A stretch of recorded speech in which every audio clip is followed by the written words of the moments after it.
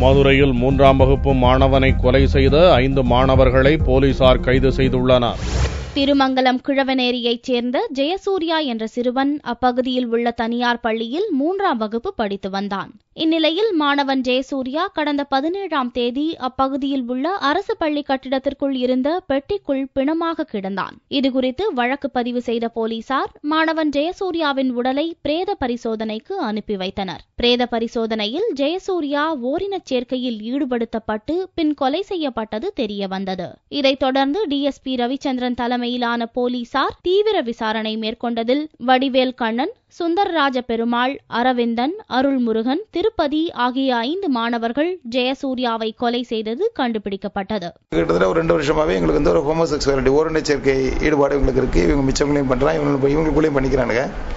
அன்னைக்கு டேல இந்த பையனை அப்படி விளையாடி இருந்த பையனை மெல்ல அந்த ஸ்கூலுக்கு பின்னாடி ஒரு பாத்ரூம் கூட்டிட்டு போய் இந்த 5 பேரும் மாறி மாறி ஓரின சேர்க்கை பண்றானுங்க. அதில் கொஞ்சம் அப்படியே மயங்கிடுறான்.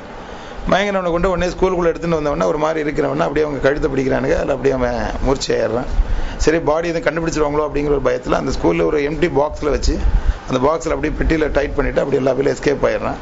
அதுக்கப்புறம் மிச்சவங்களாம் தேடுறானுங்க. அப்போ நமக்கு விசாரணையில் அடிப்படையில் இவங்கெல்லாம் பண்ணாங்கன்னு நமக்கு தெரிய வருது. அதுக்கப்புறம் அவங்களெல்லாம் சேர்த்து அவங்கள எல்லாத்தையும் விசாரணை பண்ணி இப்போ நம்ம செக்யூர் பண்ணியிருக்கோம். இப்போ நீதிமன்ற காவலுக்கு உட்படுத்துகிறோம். பள்ளி மாணவன் ஒருவனை மாணவர்களே சேர்ந்து கொலை செய்த சம்பவம் மதுரை மாவட்ட மக்களிடம் பெரும் அதிர்ச்சியை ஏற்படுத்தியுள்ளது.